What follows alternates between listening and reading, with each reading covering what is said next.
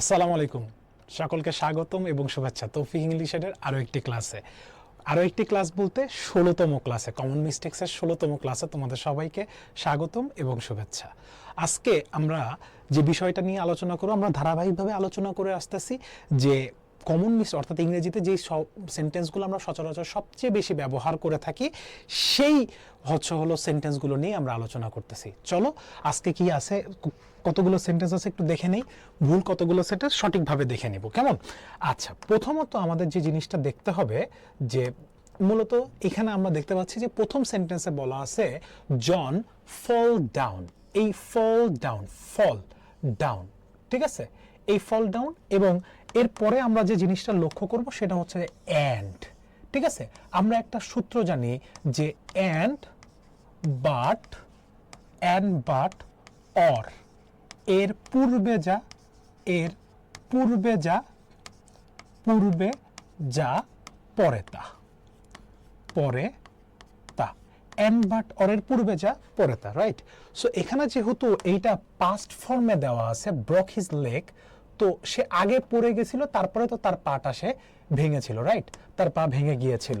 So এইখানে ফলের পরিবর্তে আমাদেরকে কি ব্যবহার করতে হবে? Fall down and broke his leg, কেমন? আচ্ছা, তাহলে আমরা বুঝতে পারছি অ্যান্ড বাট অরের পূর্বে যা পরে তা। পূর্বে যদি আর্টিকেল থাকে তাহলে পরেও আর্টিকেল বসবে, পূর্বে যদি ডিটারমিনার থাকে তাহলে পরেও ডিটারমিনার বসবে। অর্থাৎ পূর্বের সেন্টেন্সটা যেভাবে কাজ করতেছে পরেরটাকে মানে পূর্বে যা বসানো আছে পরেও আমাকে সেই ক্যাটাগরি, সেই স্ট্রাকচার অনুযায়ী আমাদেরকে কি করতে হবে? ব্যবহার করতে হবে। এর পরেরটা লক্ষ্য করো যে হি ট্রাইড টু, এই যে ট্রাইড টু, এটা কিন্তু আমার ইনফিনিটিভ টু বাক্যে, এটা আমার কি? ইনফিনিটিভ।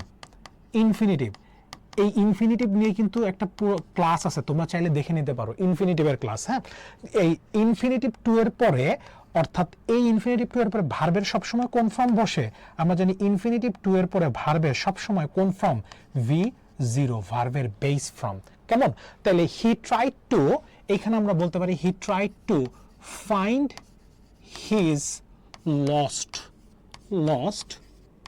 বুক, অর্থাৎ সে সচেষ্টার মাধ্যমে সে তার হারিয়ে যাওয়া বইটা কি ফিরে পেয়েছিল, রাইট। সো এর পরেরটা যদি আমরা লক্ষ্য করি, পরের সেন্টেন্সটা কি বলা আছে দেখো, he is much strong man. ব্যাপার হচ্ছে যে he is much strong, right, much strong.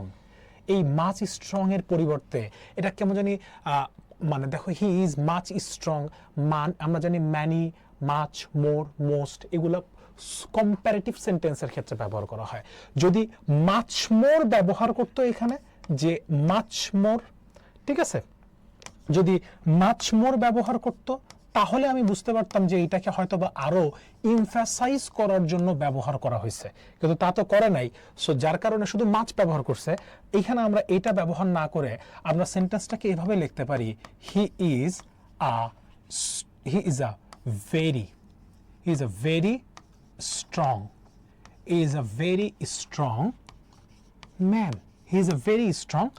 man, ঠিক আছে। মাথায় রাখো যে ব্যক্তির ক্ষেত্রে আমরা স্ট্রং ব্যবহার করে থাকি, আর বস্তুর ক্ষেত্রে আমরা ব্যবহার করে থাকি হার্ড। বস্তু যেমন ইট ইজ ভেরি হার্ড, এটা খুবই কঠিন, ক্লিয়ার? আচ্ছা, এরপরেরটা কি বলছে দেখো, they said that he was hit hardly. তাকে আঘাত করা হয়েছিল কদাচিৎ ভাবে, মানে তাকে আঘাত করা হয়েছিল না বললেই চলে, বাট দে সেড, তারা বলেছিল, দ্যাট হি ওয়াজ হিট, তাকে আঘাত করা হয়েছে কঠিন ভাবে, ঠিক আছে। সো কঠিন ভাবে যদি হয় হি ওয়াজ হিট, তাহলে এখানে এই হার্ডলি কথাটাই হলো এই হার্ডলি, রেয়ারলি, স্কেয়ারসলি, ঠিক আছে, এই হার্ডলি কথাটাই হচ্ছে আমার কি, অর্থাৎ নেগেটিভ। সো এই নেগেটিভ কথাটা আমাদের এখানে ব্যবহার করা যাবে না। এইটার পরিবর্তে আমাদেরকে যেটা ব্যবহার করতে হবে, হি ওয়াজ হার্ড। সো বলা আছে they said that he was hit hard, তাকে কঠোরভাবে কি করা হয়েছিল? আঘাত করা হয়েছিল, ক্লিয়ার? এর পরেরটা একটু লক্ষ্য করি, যেমন last night I went to bed lately. এই যে লেটলি কথাটার মানে দেখতেছো, এই লেটলি কথাটার মানে হচ্ছে সম্প্রতি, মানে ভেরি রিসেন্টলি। তাহলে হি ওয়েন্ট লাস্ট নাইট, গত রাতে সে দেরি করে বিছানায় গিয়েছিল বা ঘুমাতে গিয়েছিল, রাইট? সো এখন এই ক্ষেত্রে আমরা কি ব্যবহার করব?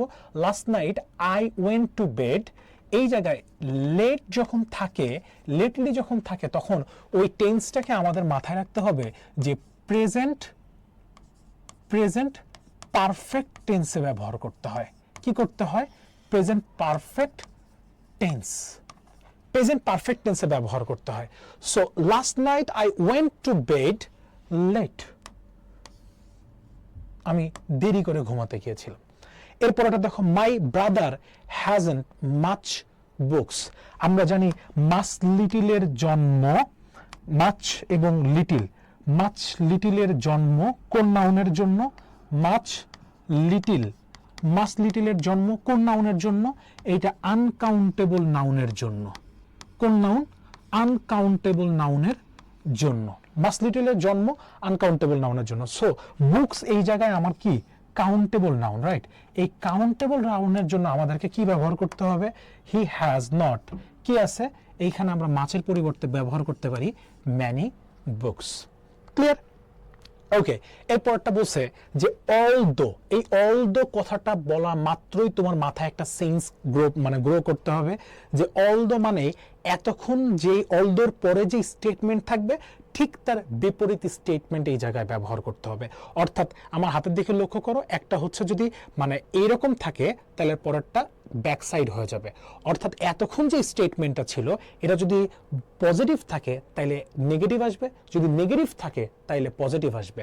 তাইলে এখন দেখো অলদো, যদিও দ্য কোয়েশ্চেন, আরো একটা ছোট্ট কথা তোমাদেরকে বলে রাখি, এই দো এবং অলদো এর মাঝে একটা পার্থক্য আছে, ঠিক আছে?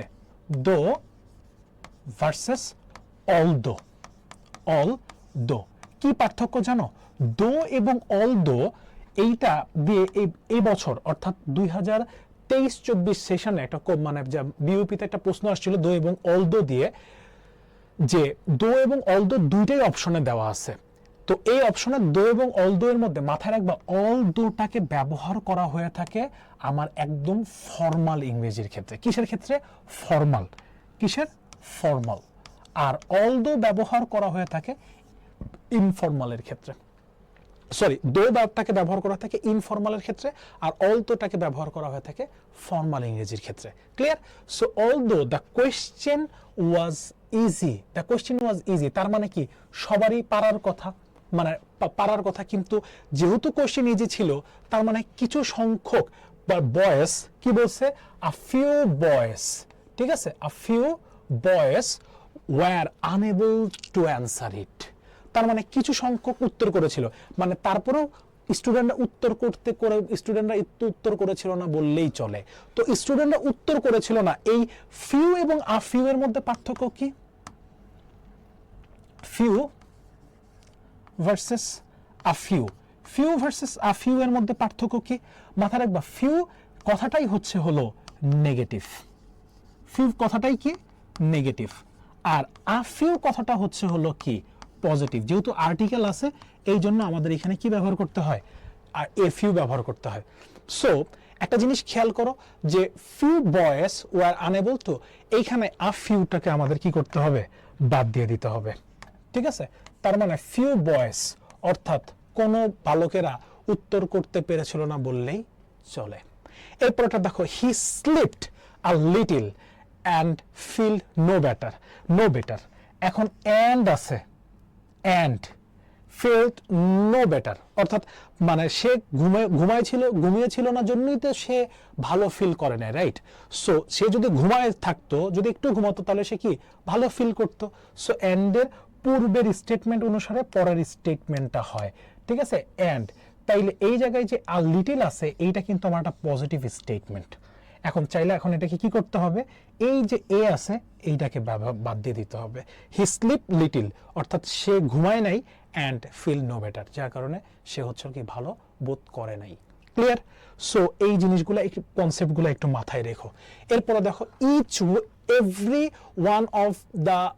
One of two boys was wrong. So every one কখনো ব্যবহার করা যায় না, ঠিক আছে, ব্যবহার করতে হয় কি, এখানে আমাদের মূল ফল্টের জায়গাটা হচ্ছে এভরি ওয়ান অফ দা, এইটা না, এইটা ব্যবহার করা যায় না, ব্যবহার করতে হয় each one of the two boys, each one of the two boys was wrong, ঠিক আছে। এখানে আমাদের কি ব্যবহার করতে হয়, each one of the boys was wrong, so each boy, ঠিক আছে, every boy, এগুলো ব্যবহার করতে। কিন্তু যখনই তুমি অফ ব্যবহার করবে, অর্থাৎ এটাকে একটা নাউন ফ্রেজে নিয়ে যেতে চাবে, তখন তোমার ক্ষেত্রে মাথায় রাখতে হবে ইচ, মানে ওয়ান, এভরি ওয়ান আসে না, হয় কি ইচ অফ, ঠিক আছে। এরপরটা দেখো, দ্য বয় ইজ ইল্ডার, এই যে ইল্ডার, পার্থক্য দেখে নাও, elder versus older, elder versus older, elder versus কি ওল্ডার। মূলত ইল্ডার ব্যবহার করা হয়ে থাকে যখন ব্লাড কানেকশন, কেউ ব্লাড, রক্তের সম্পর্কের ক্ষেত্রে, রক্তের সম্পর্ক, রক্তের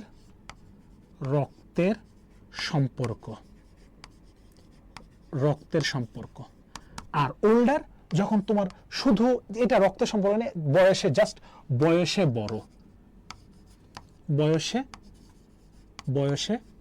বড়, এই ক্ষেত্রে আমাদেরকে কি ব্যবহার করতে হয়, ওল্ডার ব্যবহার করতে হয়। সো আমাদের দেখি এখানে আমাদের ব্যবহার করতে হবে কি, দ্য দিস বয় ইজ ইল্ডারের পরিবর্তে আমাদেরকে ব্যবহার করতে হবে older, than that one. So এরপরে কোনো সেন্টেন্স আছে নাই, নো মোর টুডে, সো আর কোনো টপিকস নাই। সো দেখা হচ্ছে পরবর্তী একটা ভিডিওতে।